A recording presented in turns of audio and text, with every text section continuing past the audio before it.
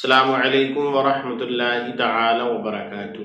کیا غیر عالم کو وعظ و تقریر کرنا یہ جائز و درست ہے یا نہیں ہے؟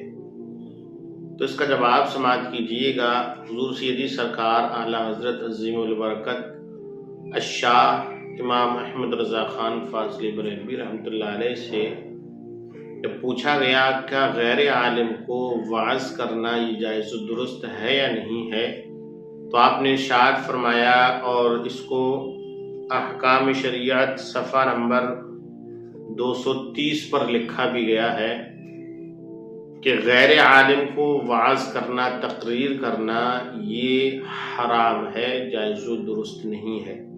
لہذا وہ حضرات جو اسٹیج جیتنے کی کوشش کرتے ہیں اور اپنی تیز آواز کے ذریعے مسائل شریعہ یا احکام شریعہ یا دیگر باتوں کو بے ساختہ کبھی توڑ مڑوڑ کر پیش کر دیا کرتے ہیں، یا خود ساختہ روایات یا وہ روایات اور حکایات بیان کر دیتے ہیں جن کی کوئی اصل نہیں ہوتی ہے، ان لوگوں کو خاص طور سے اس بات کا خیال رکھنا چاہیے اگر عالم نہیں ہے تو دیکھ کر کے بیان کرنا چاہیے، عوام کو پند و نصیحتیں کرنا چاہیے، تو کتاب وغیرہ کا سہارا لے لیں، اچھے سے یاد کر لیں، اس کے بعد ہی بیان کرنا چاہیے۔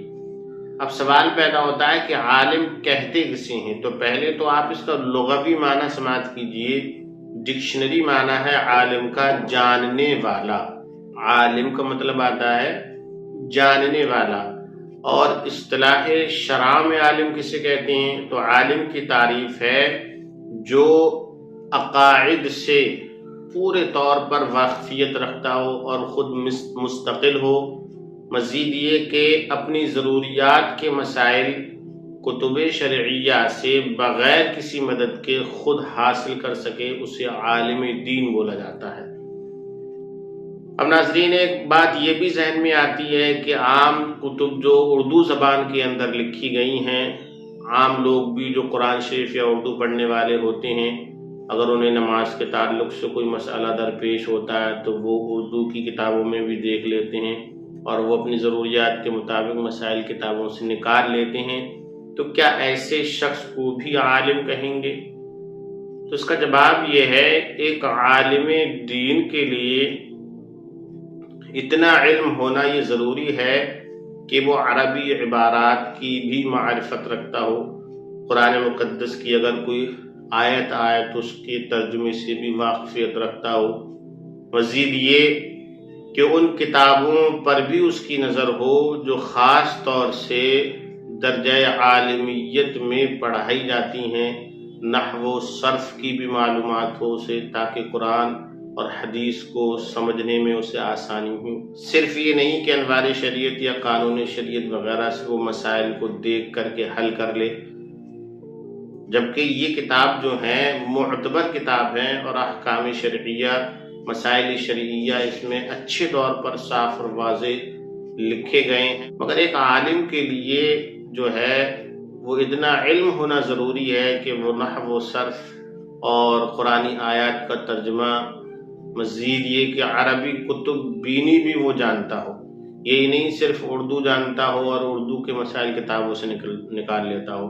کچھ لوگوں کے ذہن و فکر میں یہ بات رہتی ہے کہ بس ہم اردو کی کتابوں سے اگر پڑھنا جان لیتے ہیں تو وہی اپنے آپ کو عالم اور علامہ کہلانے لگتے ہیں۔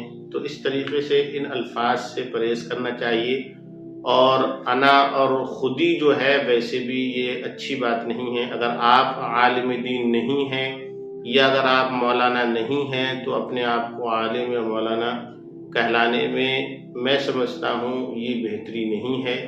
کسی بھی ایسے وصف کے ساتھ اپنے آپ کو لوگوں سے یہ کہنا کہ مجھے اس کے ساتھ پکارو یا میرا نام لو، حالانکہ وہ وصف آپ کے اندر موجود نہیں ہے، تو یہ خودی ہے، انا ہے۔ اس سے پرہیز یہ بہرحال ضروری ہے، کیونکہ جب یہ چیز انسان کے اندر آتی ہے تو بہت ساری خرابیاں اور بگاڑ پیدا ہوتا ہے۔ اسألوا اہل الذکر ان کنتم لا تعلمون، جاننے والوں سے پوچھ لو اگر تم نہیں جانتے ہو۔ تو غیر عالم کو مسائل شرعیہ بھی جنہیں وہ بخوبی نہیں جانتے ہیں انہیں بتانا یہ بھی غیر درست ہے۔ لہذا ان تمام باتوں کا مکمل خیال رکھا جائے اور شریعت مطہرہ کے مطابق ہی اپنی زندگی کو گزارا جائے۔ اور اسی دعا میں یاد رکھیے گا۔ السلام علیکم ورحمۃ اللہ وبرکاتہ۔